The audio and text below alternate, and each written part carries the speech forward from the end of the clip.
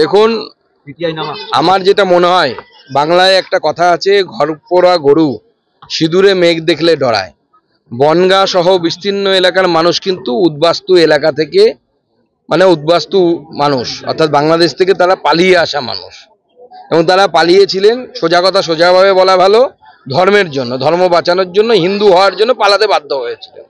তো স্বাভাবিকভাবে তাদের কাছ থেকে তারও অ্যাক্টিভনেস আশা করব আমরা।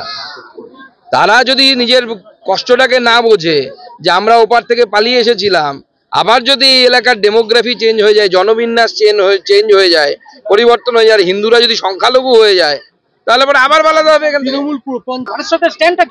সেটা ভারত সরকার স্ট্যান্ড ভারত সরকার বলবে। ভারত সরকারের বিদেশ মন্ত্রক একদম অফিসিয়ালি তার মন্তব্য জানাবে, চিন্তার কিছু নেই।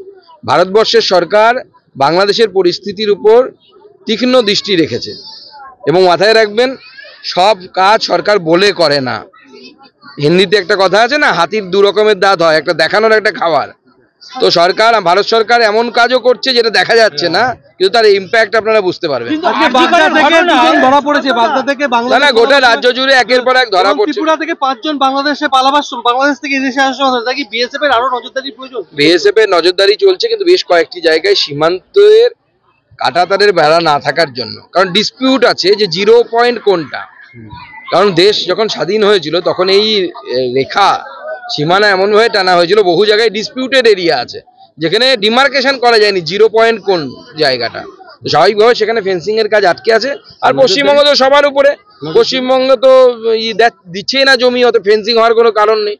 বিএসএফ এর নজরদারি পর্যাপ্ত পরিমাণে আছে, কেন্দ্র থেকে বিশেষভাবে নির্দেশ এসেছে নজরদারি চালানোর জন্য, এবং সেই জন্য ধরাও পড়ছে। 2017 সালে মধ্যমগ্রাম থেকে নকল আধার কার্ড তৈরি করে বাংলাদেশি এখানে বসবাস করছিল, এবং সেখানে আজকে 5টি থানা তাকে ধরেছে। 2017 7 বছর ধরে এখানে গা ঢাকা দিয়েছিল। তাহলে কি বলছেন, নজরদারির অভাব? না, পুলিশের নজরদারি নেই কিছু। আমরা তো কতবার বলেছি, পার্ক স্ট্রিট থেকে শুরু করে, শুধু পার্ক স্ট্রিটে নয়, সুন্দরবন এলাকার মৌসুমী দ্বীপে একের পর এক এই ধরনের আধার কার্ডের ঘটনা সামনে এসে, বারাসাত থেকে ধরা পড়ছে, মধ্যমগ্রামের এলাকা থেকে ধরা পড়ছে, বনগাঁ থেকে ধরা পড়ছে। উগ্রপন্থীদের যেভাবে কার্যকলাপ পশ্চিমবঙ্গে বাড়ছে, প্রতি জেলায় জেলায় তো এবার জঙ্গি সাথী প্রকল্প শুরু হয়েছে মনে হচ্ছে তৃণমূল কংগ্রেসের তরফ থেকে। যেরকম জেলায় জেলায় পথসাথী আছে, সেরকম জঙ্গি সাথী প্রকল্প তৃণমূল কংগ্রেস সরকার চালু করেছে। একই দিনে অর্জুন সিংকে সিআইডি এবং ব্যারাকপুর কমিশনের গোয়েন্দা বিভাগ তলব করলো 2 ঘন্টার ব্যবধানে। এটা কি হচ্ছে? দেখুন, অর্জুন সিং যেহেতু শক্তিশালী একজন নেতা, আমাদের পার্টি থেকে উনি তৃণমূল কংগ্রেসে চলে গেছিলেন, তারপরে পরবর্তী সময় আমাদের পার্টিতে এসে আমাদের পার্টির টিকিটে লড়াই করেছেন। তো স্বাভাবিকভাবে তৃণমূল কংগ্রেস তাকে হেনস্থা করছে, এটা তৃণমূল কংগ্রেসের পলিসি, ঘোষিত পলিসি। তো একই দিনে দুবার তলব, 2 ঘন্টার ব্যবধান। না, সেটা এই অ্যাক্টিভনেস যদি জঙ্গি ধরার ক্ষেত্রে থাকতো না, এই তৎপরতা পশ্চিমবঙ্গ পুলিশে যদি জঙ্গি ধরার ক্ষেত্রে থাকতো, তাহলে পশ্চিমবঙ্গে এই অবস্থা হতো না।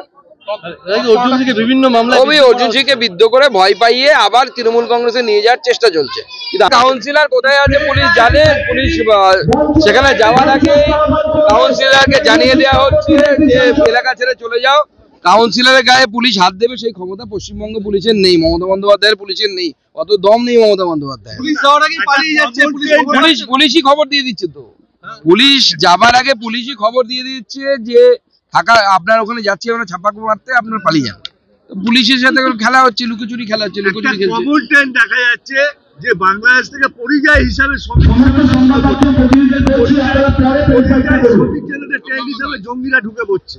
দেখুন, জঙ্গিদের এখন স্বর্গরাজ্য হয়ে উঠেছে পশ্চিমবঙ্গ, এবং সেই জন্য এখন পশ্চিমবঙ্গে বিভিন্ন তৃণমূল কংগ্রেস নেতারা এর সাথে যুক্ত এক এক করে প্রমাণ হয়ে যাচ্ছে।